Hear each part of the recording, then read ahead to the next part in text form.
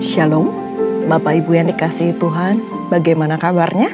Saya berdoa kita semuanya dalam perlindungan Tuhan dan dalam kondisi yang sangat luar biasa. Nah, pada hari ini kita akan sama-sama membahas dari Mazmur 10, melanjutkan dari Mazmur 9, Allah pelindung orang-orang saleh yang sudah kita bahas kemarin. Dan sebelum kita masuk lebih dalam lagi, kita belajar tentang satu kebenaran firman Tuhan yang sangat luar biasa. Saya mengajak Bapak Ibu untuk sama-sama menyembah Tuhan, meninggikan Tuhan, kita sama-sama bermazmur untuk Tuhan. Minta urapan Tuhan turun atas kita, sehingga kita dimampukan untuk melakukan firman Tuhan. Korea watashikiku, haleluya, kiara la la la la watashande. Terima kasih Tuhan, terima kasih Yesus.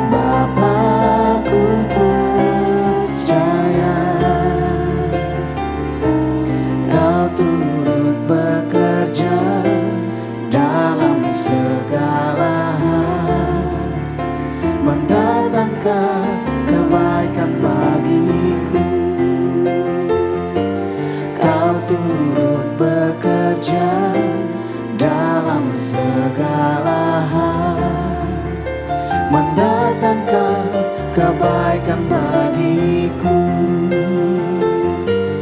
Kau turut bekerja dalam segala hal, mendatangkan kebaikan bagiku.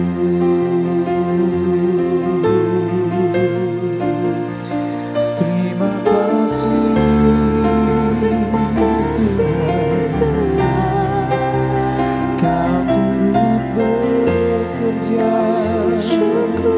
mendatangkan kebaikan bagi hidup kami. Kiranya masanya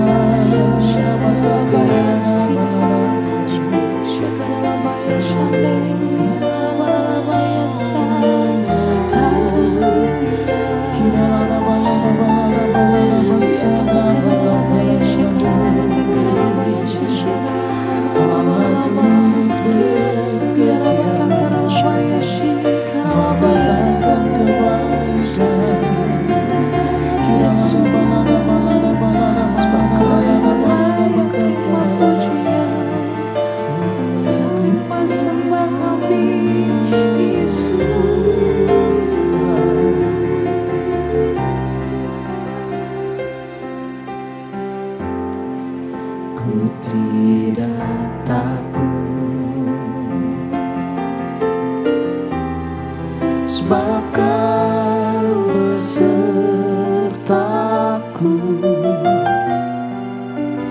Ku tidak bimbang, sebab Engkau Allahku. Engkau meneguhkanku, bahkan menolongku.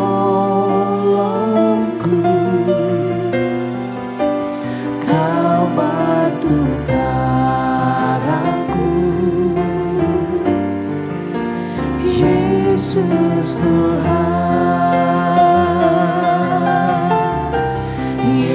Yesus memegangku dengan tangan kanan-Mu. Yesus memberiku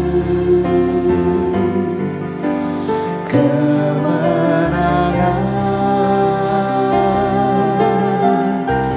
Yesus memegangku dengan tangan kanan-Mu. Yesus memberiku kemenangan.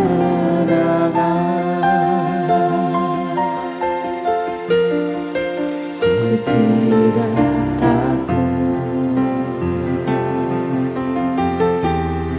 sebab Kau besertaku.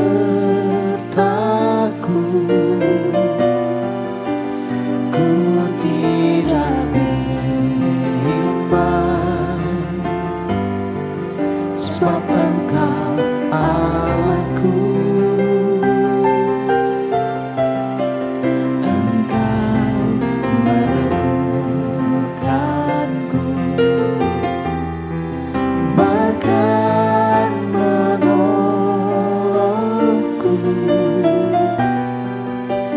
Kau batu karangku, Yesus Tuhan. Yesus memegangku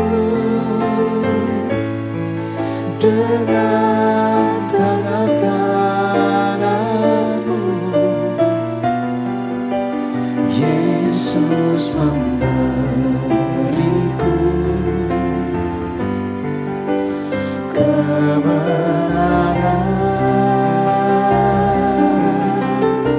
Yesus memegangku dengan tangan kanan.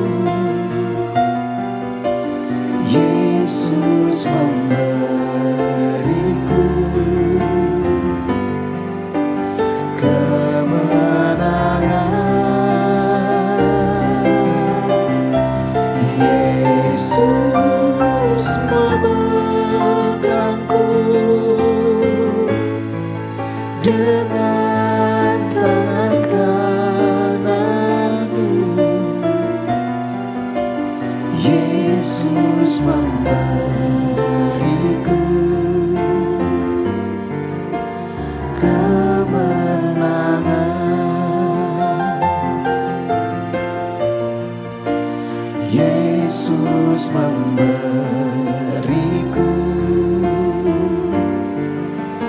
kemenangan.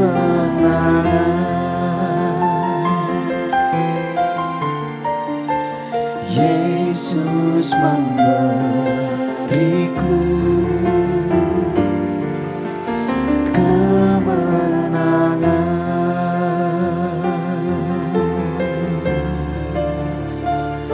terima kasih, kemenangan yang Kau beri. Terima kasih, terima kasih Tuhan. Kami bersyukur terima kasih Tuhan. Terima kasih Yesus. Kiranya basana batachara.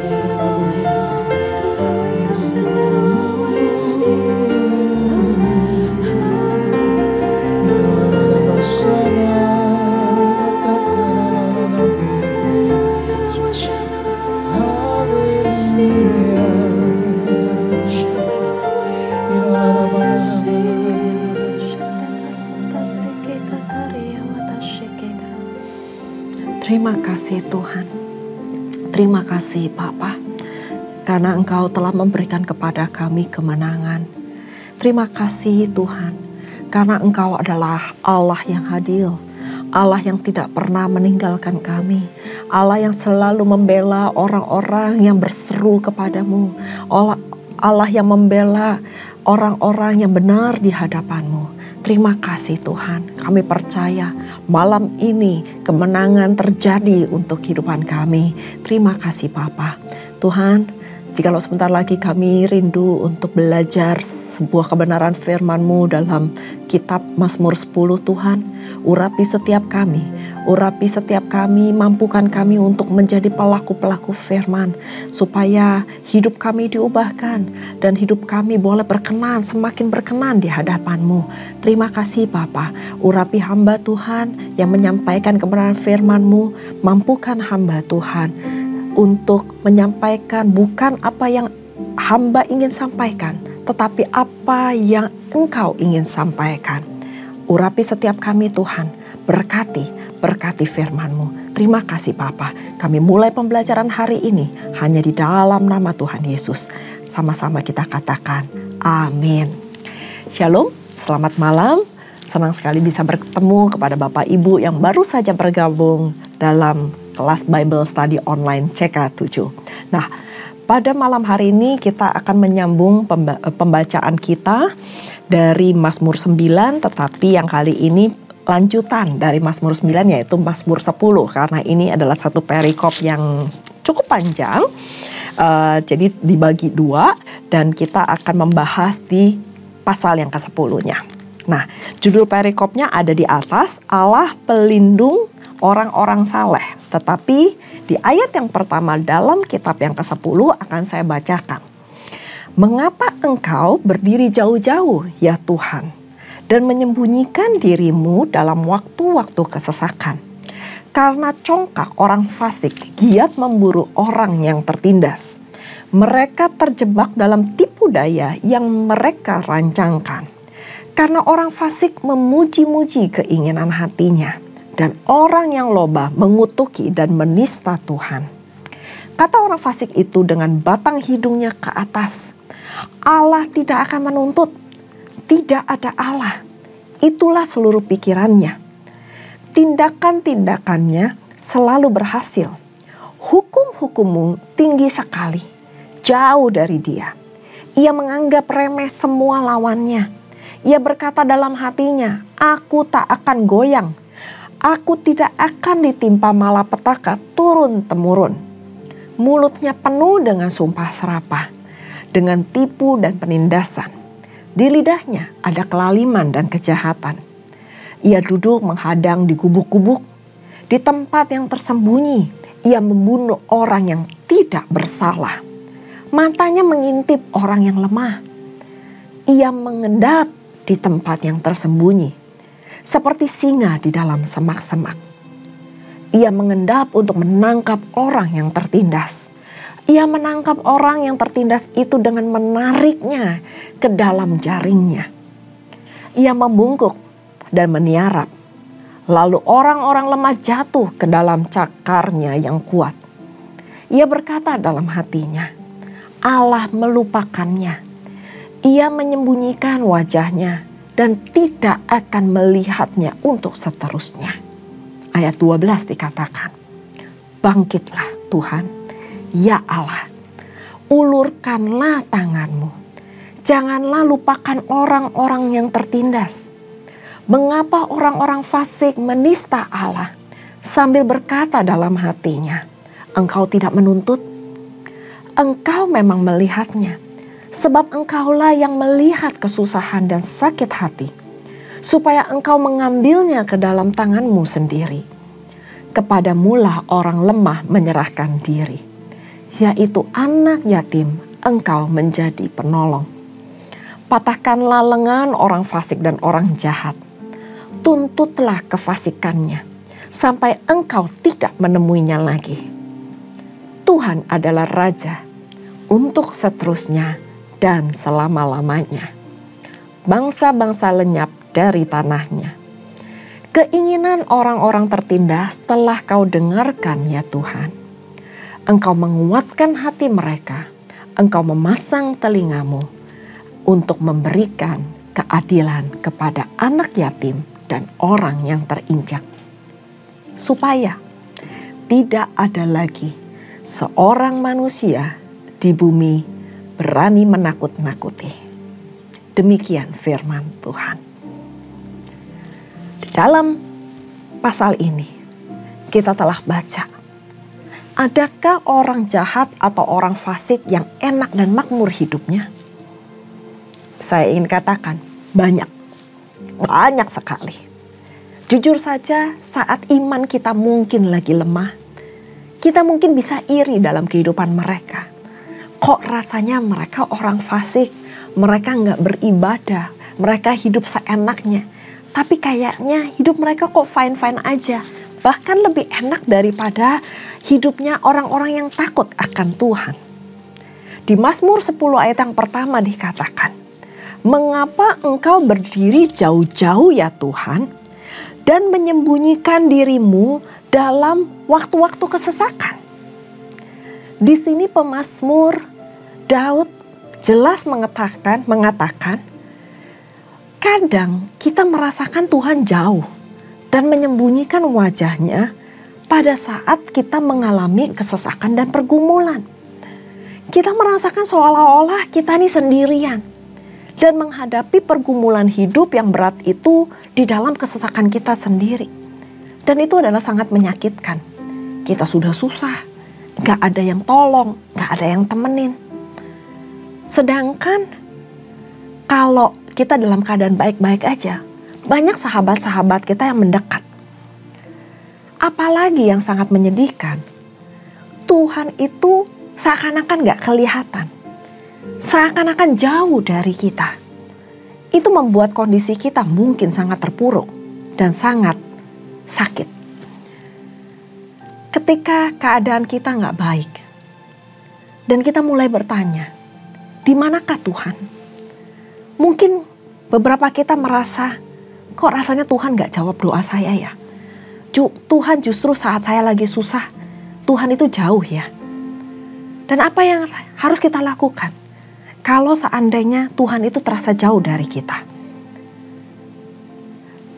Yang ingin saya sampaikan melalui Mazmur 10 ini, justru masa-masa seperti itulah Tuhan ingin mendewasakan hubungan kita dengan Dia, untuk membentuk karakter kita, untuk membangun level dari iman kita.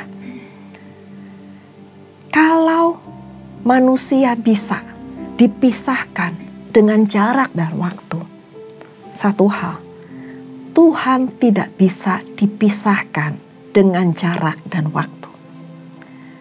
Perasaan itu hanyalah perasaan kita, tetapi Tuhan tidak sekali-kali meninggalkan atau melupakan kita. Daud memiliki hubungan persahabatan yang paling akrab dengan Tuhan. Meskipun ia mengalami keadaan yang sedemikian. Jelas dikatakan dalam seruan Daud, mengapa engkau berdiri jauh-jauh ya Tuhan, menyembunyikan dirimu pada waktu aku ini mengalami kesesakan. Apakah Tuhan benar-benar meninggalkan Daud? Tentu saja enggak. Dia enggak pernah meninggalkan Daud dan tidak sekali-kali meninggalkan kita. Kalau kita sudah belajar sama-sama di Ulangan 31 ayat 8 dikatakan, sebab Tuhan ia sendiri yang akan berjalan di depanmu. Dia sendiri akan menyertai engkau, menyertai Bapak, Ibu, dan saya. Dan dia, yaitu Tuhan Allah, tidak akan membiarkan engkau dan tidak akan meninggalkan engkau. Janganlah takut dan janganlah patah hati. Jangan iri kepada orang fasik. Itulah firman Tuhan yang kita harus pegang. Pada saat kita merasa hidup ini rasanya gak fair, kok orang fasik itu rasanya hidupnya enak, kita rasanya hidupnya kok seperti ini, susah, semakin terpuruk kondisinya. Gak usah khawatir. Mereka yang giat memburu orang yang tertindas dan menista keinginan hatinya dengan mengutuki dan menista Tuhan, itu Tuhan gak akan tinggal diam. Di ayat 3 dikatakan, merasa Allah itu tidak ada sehingga ia tidak menuntut apa-apa kepadanya. Dan di ayat 4 pun dikatakan bahwa kita tidak perlu marah kepada orang yang jahat atau iri kepada orang yang fasik. Yang ingin Daud sampaikan adalah gak usah kita mikirin orang yang fasik. Karena percuma, kita gak usah mikirin mereka. Secara duniawi mereka tampaknya berlimpah, berkat dan hidup enak dan seenaknya. Namun satu hal, penghukuman Tuhan pasti akan menerima mereka. Karena Tuhan adalah hakim yang adil. Kita sama-sama sudah belajar dari Mazmur 9. Dan yang kedua, berkat duniawi bukanlah tujuan kita. Karena kita menjadi Kristen, menjadi pengikut Kristus, itu rindu untuk mencari Allah dan kebenarannya. Bukan mencari hal-hal yang ada di dunia ini. Tapi kita harus memikirkan perkara-perkara yang di atas. Karena yang ada di bumi ini semuanya sifatnya sementara. Jadi yang dinikmati oleh orang-orang fasik hanyalah sementara. Lalu pertanyaannya, bagaimana sikap kita kalau kita mengalami kondisi seperti itu? Yang pertama, yang ingin saya katakan, sebagaimana Daud melakukannya, katakanlah kepada Tuhan apa yang menjadi perasaan kita. Curahkan seluruh isi hati kita kepada Tuhan. Karena Tuhan pasti mendengar curahan hati kita. Dan Tuhan menyukai kita apa adanya. Jujur pada diri kita sendiri dan jujur kepada setiap perasaan yang kita alami kepada Tuhan. Kalau kita sedang sedih, katakan kita sedih kepada Tuhan. Kalau kita mungkin lagi kesel, katakan nama Tuhan. Tuhan, saya ini kesel. Kok rasanya hidup ini gak fair? Jangan pernah ragu untuk menyatakan apa yang engkau rasakan kepada Tuhan. Dan yang kedua, selain kita mencurahkan isi hati kita kepada Tuhan, pusatkan perhatian dan pengharapan kita kepada Tuhan. Apapun situasi kita pada saat ini, peganglah bahwa Tuhan tidak akan pernah berubah. Kalau kita merasa Tuhan jauh, itu hanya perasaan kita saja. Karena kondisi kita yang dalam kesesakan, yang dalam keadaan terjepit. Tapi Tuhan itu gak pernah berubah. Ingatlah bahwa Tuhan itu kekal. Tuhan itu baik. Tuhan itu penolong. Dia pasti akan memberikan kemenangan kepada kita. Tepat pada waktunya. Percayalah kepada Tuhan. Sembahlah Dia. Berharaplah kepada Dia. Dalam situasi apapun. Sehingga hubungan kita dengan Tuhan semakin dalam. Level rohani kita, level iman kita semakin naik. Bersyukurlah kepada Tuhan. Karena Dia baik. Bahwasanya untuk selamanya. Dulu, sekarang, bahkan sampai selama-lamanya. Sekali-kali Tuhan tidak akan pernah meninggalkan kita.